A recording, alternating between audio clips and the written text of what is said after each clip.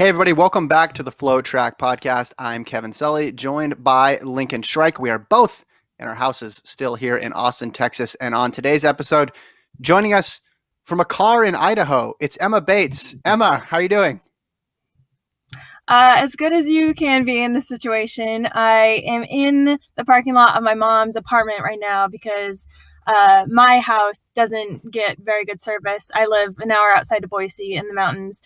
So that's why I'm in a car right now. I don't want to, subject my family to too much contact. And so this is my, result of of trying to space myself from everybody. So this is why I'm in my car.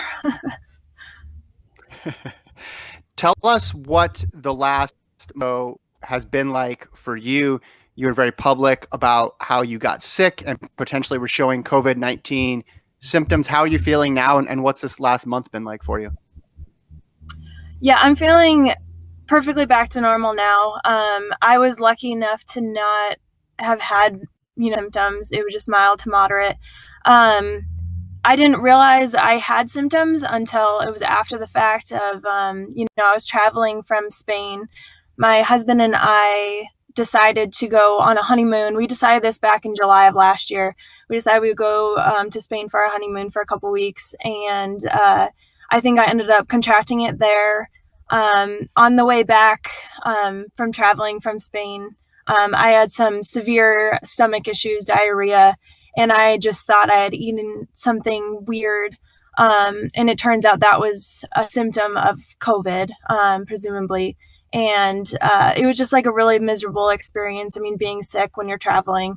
And then it progressed into like body aches and just flu-like symptoms. And then eventually shortness of breath about 5 days into probably the presumed COVID symptoms. So I didn't get it bad. I mean, it wasn't fun to be sick. It's never fun to be sick, but I was lucky enough to, not have to go to the emergency room or anything like that. I was just, in bed for a solid week, and my husband was taking care of me. He was fine. He had some body aches and a headache, but other than that, he didn't have any other symptoms. So he was lucky to not have anything serious at all either.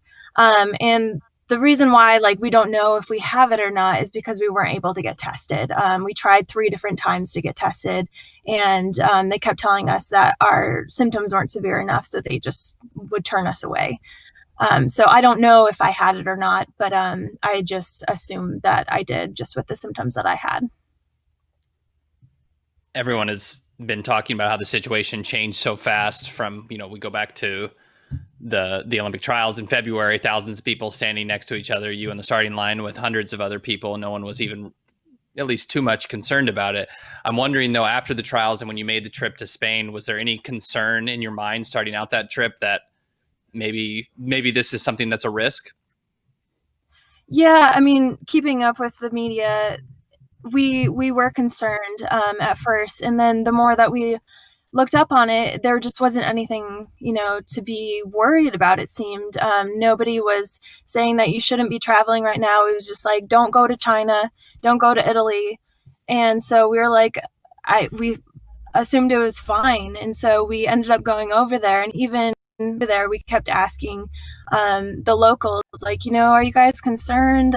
Should we be concerned? Everybody's like, everybody's blowing it out of proportion. They kept saying, oh, it's not that big a deal, and tourists have been just, they don't understand that this isn't going to amount to anything, and people shouldn't be fear and this and that. So the whole time we kept questioning it, but everything that all the media was telling us and everybody was telling us that you shouldn't be worried. And so we just kept going on our way like everything was fine. And again, I think that's how everybody thought it was. Everybody thought it was fine until it wasn't. So I think we're in the same boat as most people, especially in the United States with, the leader telling us it's not a big deal and we shouldn't be worried about it. So yeah, we were concerned, but again, it is a moot point when you just don't listen to your gut feeling about it not being right. Yeah. how has your experience of, presumed positive, like you said, I know you weren't able to get tested, but how has it informed your view of the whole crisis as a whole? Do you, I don't know. It sounds like, you've seen some things that you can view negatively with the way it was handled in the US, but I'm just wondering how, having your experience and, like you said, kind of being told that it was going to be okay when it clearly wasn't, how it kind of has informed your opinion of the whole situation. Yeah, it obviously hits home more now that I, did have symptoms and feel like I did contract it. So it definitely hits home more than most people. But I think that the reason why I, put it out there that, I was having all these issues and I was trying to inform people, via Twitter that anybody can get this, even a healthy endurance athlete can get this, and we shouldn't feel like we're invincible to this and immune to this because anybody can get it.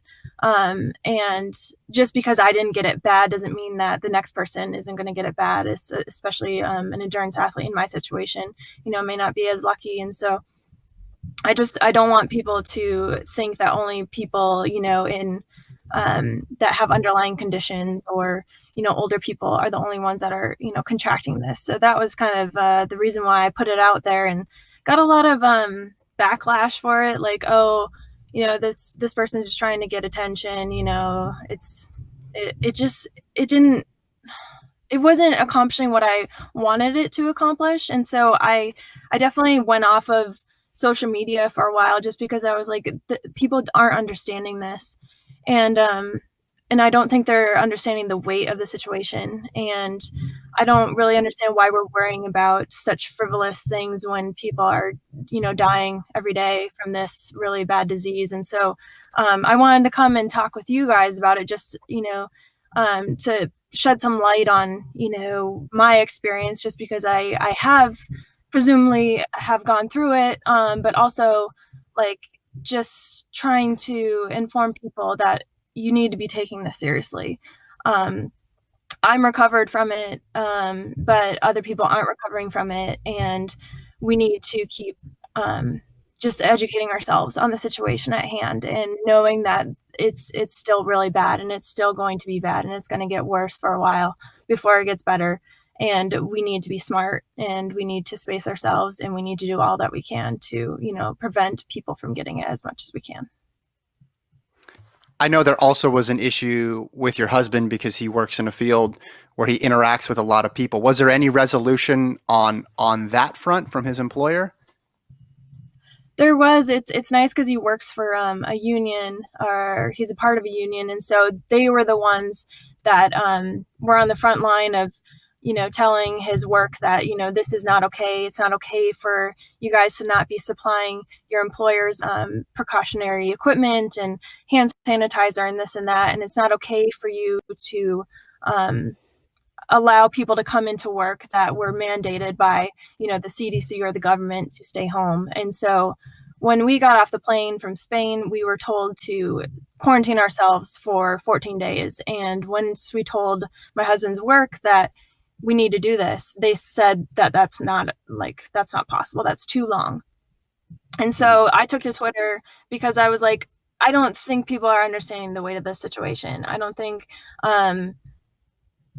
this is right. And I want other people to, kind of assure me that we were in the right, that this isn't something that should be, again, taken lightly. And we were mandated by the government to stay home at people's, for people to not get sick by us if we possibly had it. So it was just such a high risk situation, I thought, to expose not only people that my husband works with, but people, that are accepting UPS packages and stuff like that and this and that. So that was just something that was very enlightening to how little people were taking this case. As we traveled back from Spain, and it just seemed like nothing really had changed here, and that was really disconcerting, but just seeing everything that was going down in Spain and the lockdowns and everything. And so to come back here and realize that people weren't getting it, it was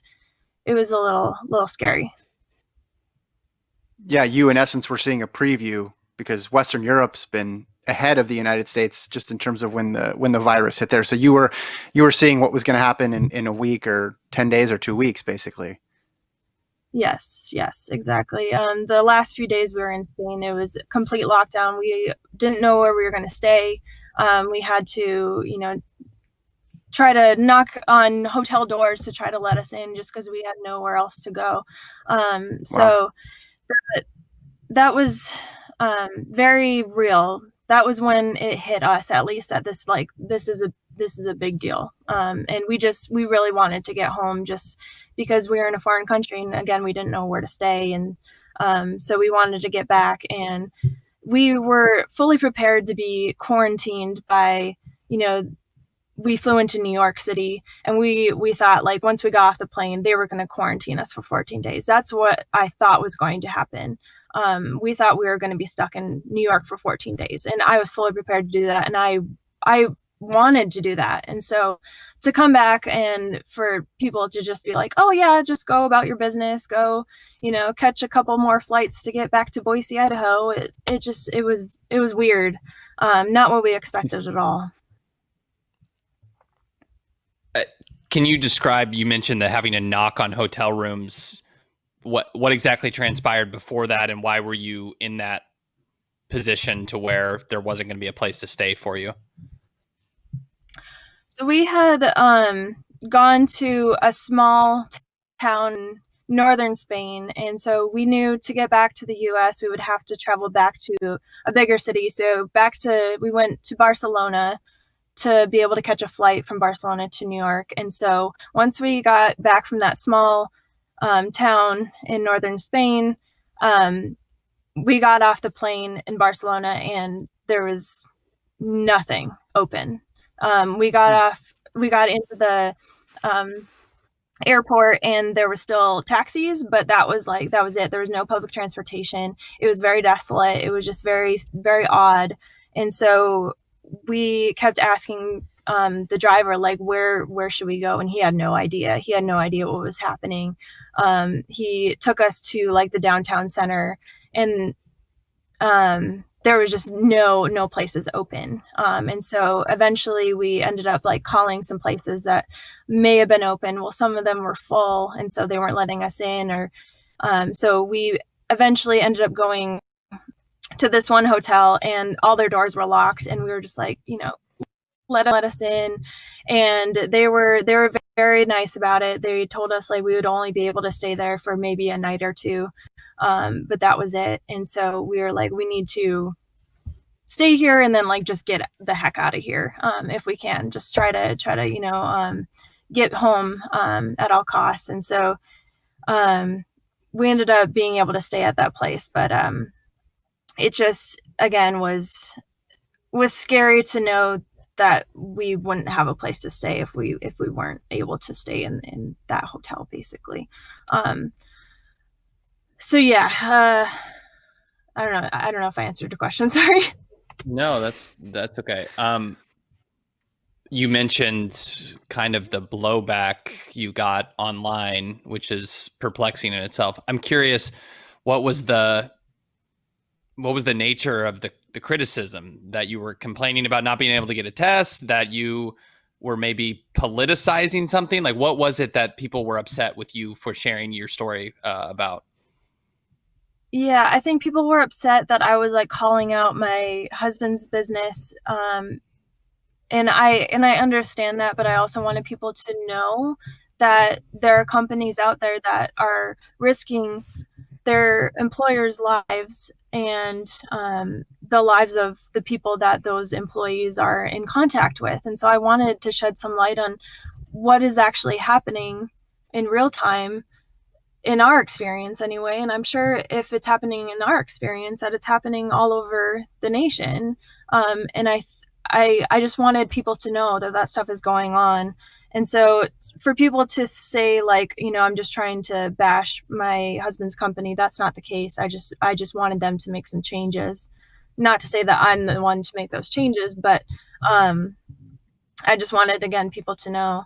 And then I got some backlash for, like, again, sharing my experience, and people saying like, oh, I just want sympathy, or I'm just trying to get attention, stuff like that. Which, again, I'm just trying to share my experience and let people know that I am a very healthy individual and I still got sick. I still was, able to spread it, I'm sure, within those 14 days. And, I just wanted people to know that. And then people also said, like, oh, well, why are you trying to get tested? You're exposing people to yourself if you do have it, by going and getting tested and trying so many times to go and get tested. Well, the places that you get tested, you don't get out of your car. You're in your car the whole time, and so you're not in contact with anybody.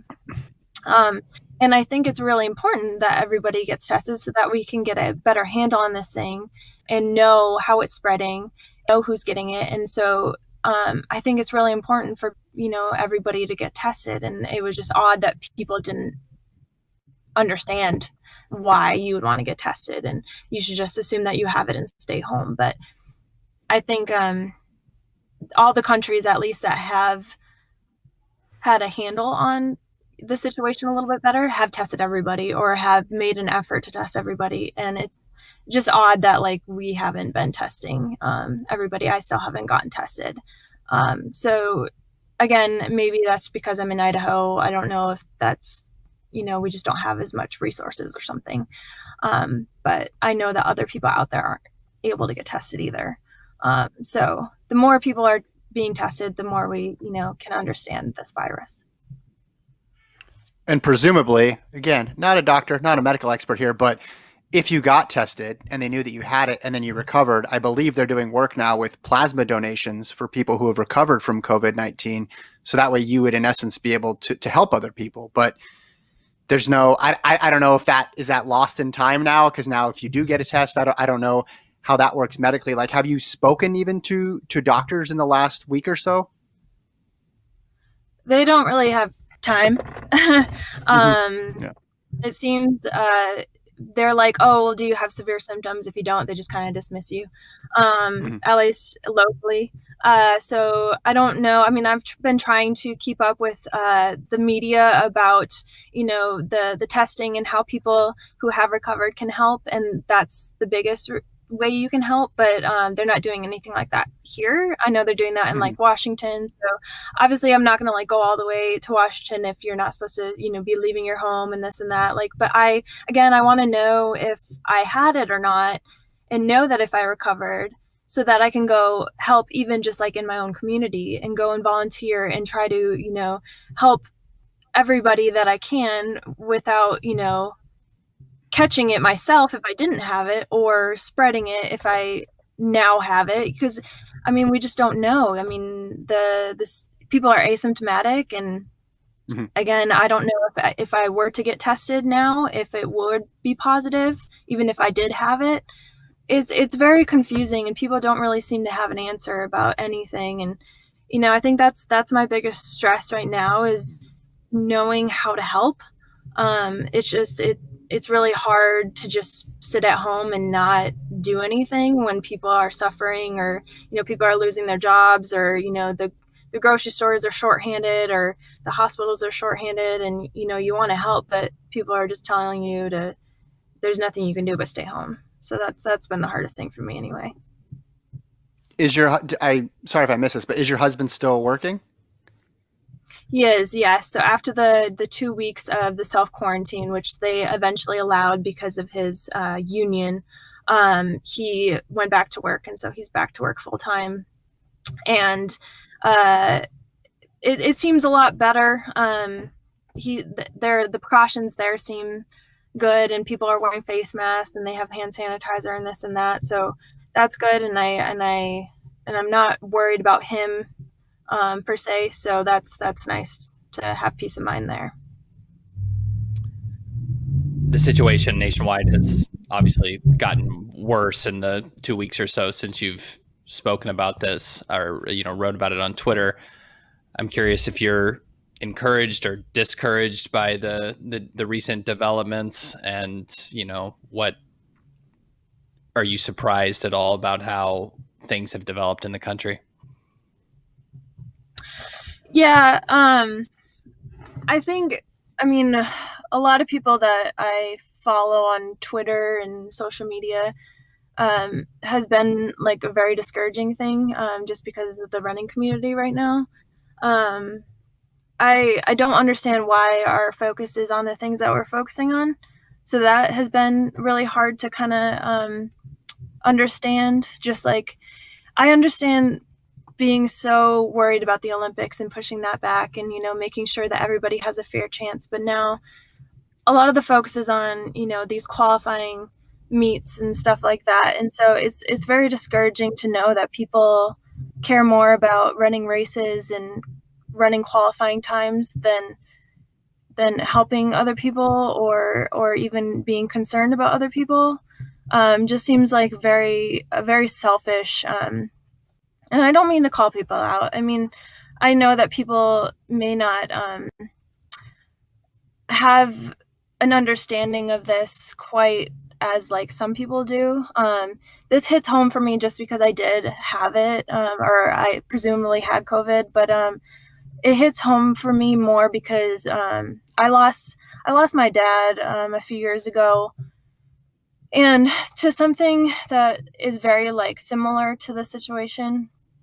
He had a rare lung disease that he ended up passing away from, and I think I just can sympathize more, I guess, with the people that are losing loved ones and this and that. And so I'm just taking it a little more seriously, maybe, than some people because they, haven't had somebody in that situation.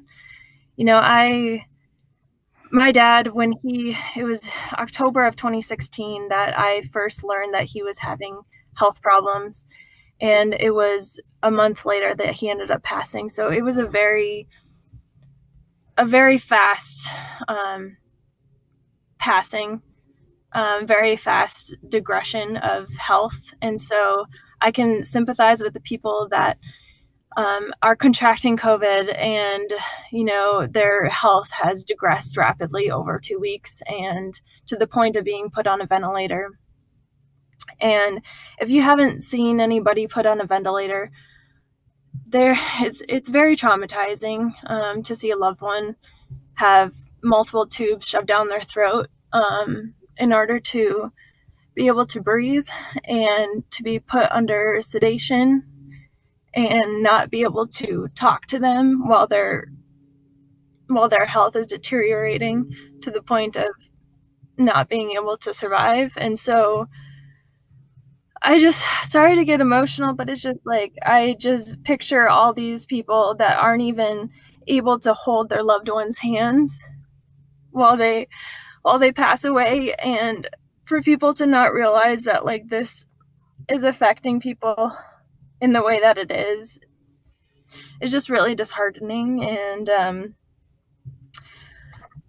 And I just want people to know that like it's not about them right now. It's about the people that are going through these really tough times, and we need to be there for them.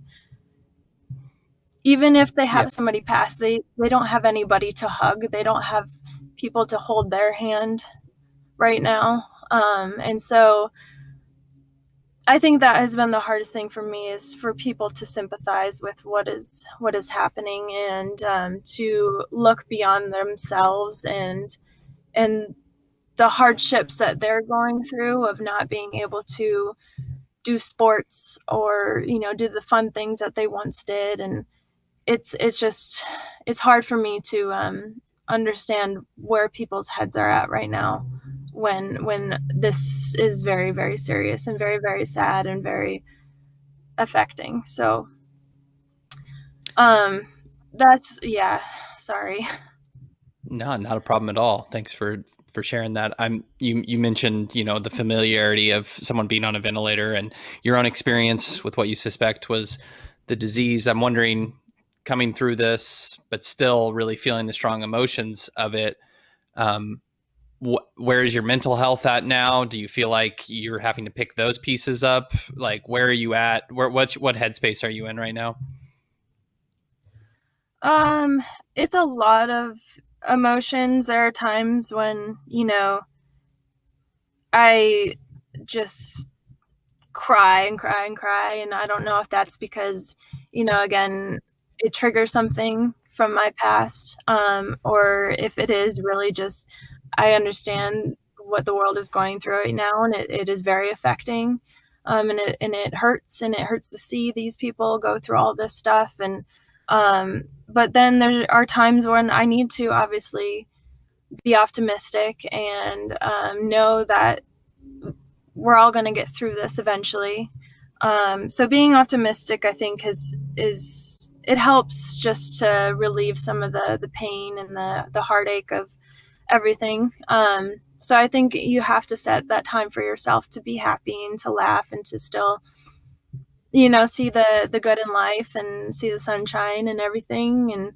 But be realistic also. And so that's been what I've been trying to do. I go on the internet to see what's going on and keep up with media as much as I can, but you have to take a break. I mean, this is just obviously a really hard time for everybody, and to be at home and to, again, not be able to do anything and just sit there, and it's going to take a toll on your mental health for sure. And I definitely have some past mental health issues, depression, anxiety, and stuff like that. And I'm trying to not get into a funk with that, and try to, find the things that make me happy. And, my husband makes me happy. My dogs make me happy. Running makes me happy. So I try to latch onto those things as much as I can to be able to get through all this. And that's what I love about social media too, is you see the happiness that people still have. And so that does help.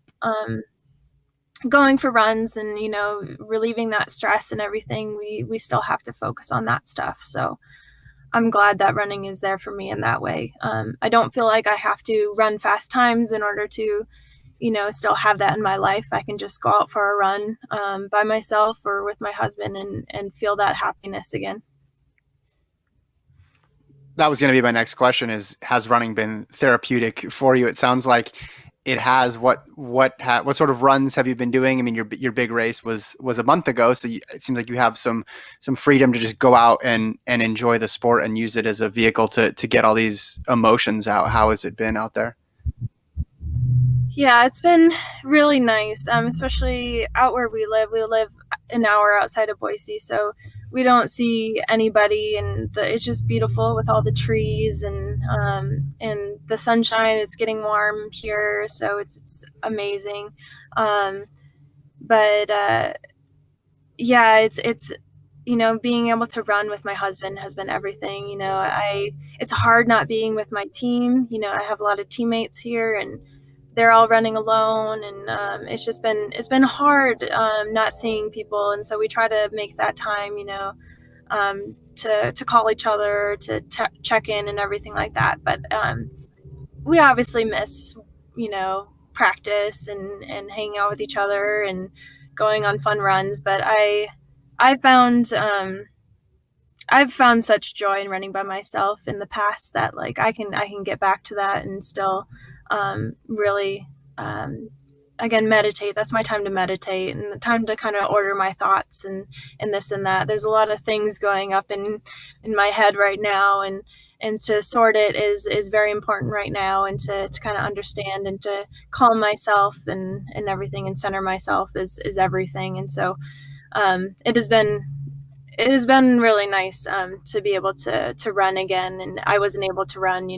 for a month just because I was taking a break, and then I got sick. And so to have that, I don't take it for granted at all. Not that I did before, but definitely really happy that we still have the opportunity to go outside and do what we love to do. Does living an hour outside of Boise, does that make it easier to deal with this, or harder? Because I could see both. You're farther away from resources, so if something did happen, and you're in a unique situation, like you mentioned before, but also it means that social distancing is obviously something you probably were already doing for the most part. Yeah, definitely social distancing already, but I'm also such an introvert, so it wasn't that hard for me to just kind of like, okay, see you guys, when I see you. I think that's definitely a lot harder right now for extroverts to not be around people, because that's how they garner all their energy and everything. So I definitely find energy in the peace and the quiet, and kind of unplugging a bit. And so it is harder in a sense that we live off grid, so we don't have running water, we don't have electricity. So a lot of times the only way we would shower was to come down to our local gym, and the local gym is closed. And so finding ways to shower has been difficult. My mom lives here, so like we kind of just like pop in and out to shower here when we can, when we can get down to Boise. But other than that, it's been easier just because I don't have to worry about running into people on my runs. I don't have to worry about distancing myself in the trails that we have there, because nobody's out there. So that has been nice. I don't have to stress about again, social distancing when we live up there. So in that sense, it's easier. The whole daily life stuff of showering and doing the dishes and things like that has been a little more challenging, but nothing that we can't handle. And we have a lot of people here that have offered, for us to stay with them and this and that. It's like, that's really sweet, but we can do this. This is the life that we chose to live was, off grid and everything, and we'll make it work. So we're figuring it out. It seems like a lifetime away now, and obviously it's not important relative to what we've been talking about in the current situation, but your 7th place finish at the trials, given some time to look back on that, how do you think that race went for you, and maybe what could you have done better to get top 3, I guess? Yeah, that one stung quite a bit. I was fully prepared to make that team. I thought I was going to make it, and I was in the best shape into that race. Just was in a really good mindset, and I made a lot of tactical mistakes, and I didn't want the race to be tactical. The whole time I was like, if it's tactical, I'm not going to do well. And that's like something that I was really bad at on the track, and that definitely was something at a championship race that was always a factor, was tactics. So to run a marathon, that was my 3rd marathon, and both marathons before that were not. I just ran as hard as I could the whole time. I didn't care about who was around me. I just kept going. And I was really mad at myself because I didn't do that this time. I didn't just go when I felt like I could go. I didn't listen to my body at all. I just was so worried about what everybody else was doing the entire time. And it was very windy, very hilly. So if I would have ran the way that I wanted to run, I may have not made the team anyway. But looking back, I would have liked to see myself set myself up for, success. And I didn't set myself up to make that team during the race.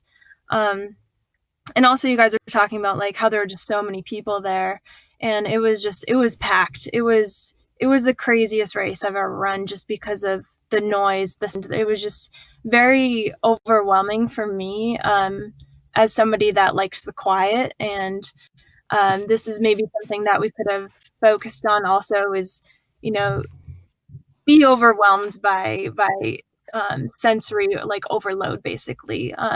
Whereas like I love being out where we live, because it is so quiet and away from people. And maybe I needed to subject myself to that more to really be able to find my zen in chaos. So that was like something that was very unexpected, was just like, again, sensory overload the entire time. It was amazing that so many people came out and came to cheer, but I just didn't quite know how much that would affect me, and being able to like cognitively like figure out how I was feeling, and figure out how to tackle the situation at hand. And so I was not in the moment that I normally am. I'm such a mindful person now and a mindful runner, and I just focus on the mile that I'm in. Well, I couldn't even do that focus. And so I'm really mad at myself for that race. And so there's a lot of things that I have learned though. And so I don't say it's a waste. At first I was like, oh, it was a total waste of fitness because I was in the shape of my life. But I took a lot from that race, and I took a lot from the experience of, I just need to believe in myself more and have the confidence. So going into the next race or trials, I hope I have that. So you think it was kind of a mental, I don't want to say unpreparedness, but just the kind of the shock of the moment and the crowds. I'm curious, how does, you've run major marathons before, Chicago. So you're saying it was significantly different than maybe a crowd or experience that you would see in Chicago? Yeah, it was deafening the entire way, just because it was lined with, rows and rows of people, and they were just all just screaming, and I couldn't even hear myself breathe. And that was just weird. It was just, I just didn't expect. Chicago was loud the entire way, but not that like my head was just like pounding the whole time. Which was again very cool, just because wow, how many people came out to support us. That is amazing. But it was definitely much different than any race I've ever experienced. When I think of off the grid, that lifestyle, and perhaps I do this erroneously, but I associate it with someone, who's a free spirit, who's not tethered to the norms of society. And then your professional pursuit, though, as a runner, as someone who competes in sports, is very ordered. There's very clear winners and losers and a stopwatch that measures you. How do you reconcile those two parts of your life? That's what I have my husband for. He is the stat guy. He is the one that carries the watch. He is the one that is strategic and very analytical. And so I'm the one that is more free spirited, and I'm the one that, wanted to move us out there because I can't handle all the overwhelming things of society. And he is good at that stuff. He is good at talking to people. He's really good at just keeping my life in order. So it's a good balance because, he gets a little controlling at times, just like in his own life. And it's really good for him to be able to go back, to our house and to kind of, relax a bit and have me to help him relax a bit. And so it's a good combo, but that would be the only way that this would work. I would still run competitively, just not in the sense that I do now, because I would just be, again, too free-spirited. I would just be, I wouldn't be controlled in my training. I would just go run for fun and go to races, maybe like trail races or something that wasn't as serious. So it's nice to have that person that is kind of, holding me accountable, and I love it. And I love competing. I just need that extra push. And so being a free spirited person, some people might get by on their own, but I can't. I need my husband for that reason. You mentioned being overwhelmed by the city. You went to Boston after your time in college in Boise. Was being overwhelmed, was that linked to the things you were talking about earlier, the anxiety, depression, those other issues? Yeah, that was where I experienced it the most. Just because, I love running, but I don't want it to be my whole life either. I want to do other things, and I wasn't able to do anything else when I was living in Boston. I didn't really know what I would have done. And so it just felt like I was just, trying to breathe underwater. It just didn't fit. There was just too many people, too much concrete, and I couldn't make it work. And so a lot of depression set in, a lot of anxiety, and ended up having, panic attacks I don't know why. I just, wasn't in the right headspace to be in that environment. Just everybody was go, go, go. It just didn't slow down at all. And so I need a space to, again, breathe. There was no place to breathe there, it felt like. So yeah, again, I just need less. And I think maybe because I grew up in a really small town. I was born in a town less than 1,000 people. And so maybe it stems from that, just, my experience in my life. Maybe that's why. And maybe I just didn't know how to navigate it. But maybe if I was there for longer, I would be able to adjust to it. But I just love nature so much. And there's just so much more of it out here and so much more space. And again, it helps in a situation that we're in to have that space. Did you know, for a long time that you maybe wanted to live off the grid, or did living in Boston and doing something the complete opposite of that finally show you that that's what you needed in your life? Yeah, I think I just was so unhappy that I just wanted a complete 180. And that's definitely what it was. I don't think I would need to necessarily live off the grid to be happy.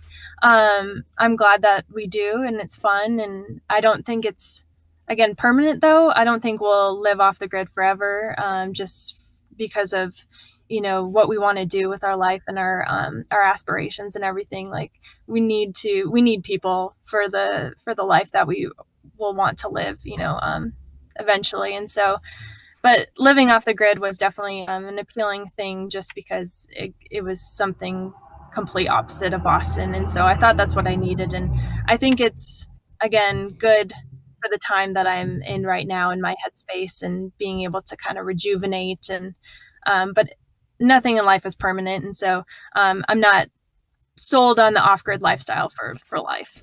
It's what I need right now. You mentioned seeing online, it seems like some runners, maybe their priorities, or track and field athletes, their priorities are maybe misplaced right now. I'm wondering if you are proceeding with thinking that you're going to run a marathon in the fall, or if you've even had time or energy to think about that. I have. I mean, we always think about, what our life was before this time and what it was going to be in the plans that we had. And I wanted to run a marathon this fall. I think it's also naive to think that these races are going to still go on. It's just hard. I hate being pessimistic, but I just don't see any races going on the rest of the year, with things going the way that they are. So I'm planning on doing a marathon, but not, again, you just can't plan for the unexpected. And so we're going to do what we do and run every day and train and this and that. But at the end of the day, if it doesn't happen, I'm not going to be upset. If I don't race the rest of the year, I'm not going to be upset. I understand why. And I think it's also naive to think, even if this does get better with people, if we find a cure for this and if people are getting better, the economy is still going to be really affected by this. And people are very affected by this. People are losing their jobs every day. People aren't going to be able to get back their jobs once this gets better. And so I think it's hard to think about racing when, again, people are losing so much in their life, losing loved ones, losing their jobs, losing this and that. So I want to race, of course, but I want everybody to be in a good, safe place before we even, think about that happening. So I hope that answers your question, but yeah, I want to race. Everybody wants to do what they want to do, it's, but the reality of the situation is we don't know. I want to ask a couple more questions about the off the grid stuff because it's fascinating to me. I mean, how close is your nearest neighbor? I know you go down to the river to get water, food. I'm assuming you have to drive into Boise to go to the grocery store. Can you give us as much detail as you can just about how close you are to things and how you do the normal things that we just drive down the street for in cities? Yeah. So an hour drive outside of like downtown Boise. So it's not that far, but hour drive every single day. It's down a highway about 40 minutes, and then you get onto like this dirt road that is just it's straight up. So the drive is intense. It's very bumpy. It's very like cliffside. It's pretty sketchy. I couldn't do that. Yeah. Getting people up there to like deliver things or this and that, like if you want lumber or if you want a big propane tank or certain things that like people need up there, it's near impossible to get stuff up there.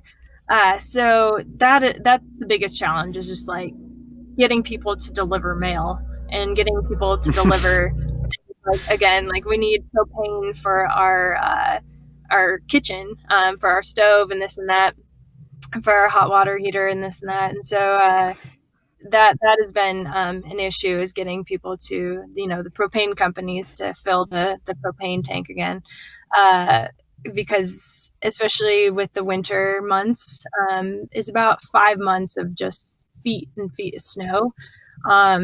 So we have to put on chains on our car, and it takes us what normally takes us an hour to get to our house takes us like 2 hours in the winter. So that's again another one of the bigger challenges. So the other things that are like odd maybe is the fetching of water, trying to get enough water to do the dishes, or we do have like a solar shower, so we end up using that for showering sometimes, or just drinking water. So we get our drinking water in Boise at the grocery store where we get all of our groceries, and so we get our groceries for like a week time, so we don't have to keep going down, up and down, up and down. And then for the water that we use for dishes and for showering, we get at our natural spring. So it's this is basically like a hose that comes out of the mountain. It's all snoff. So it's very, very clean. So we use that for dishes and our showering. So we just fill up like 5 jugs at a time. So we have like 6 5-gallon jugs, and so we fill those. We have a huge 250 gallon tank in the ground that we pour those into, so that we have a supply of water at our house. It's called a water cistern. And yeah, what else do you want to know? It seems so normal to us, so like I don't really. Do you know your neighbors? How far away are they? Oh yeah, we know our neighbors very, very well. They are about a half mile away, the closest people to us, and they are mountain people. So very, very nice, but a little. What does that mean? What does mountain people mean?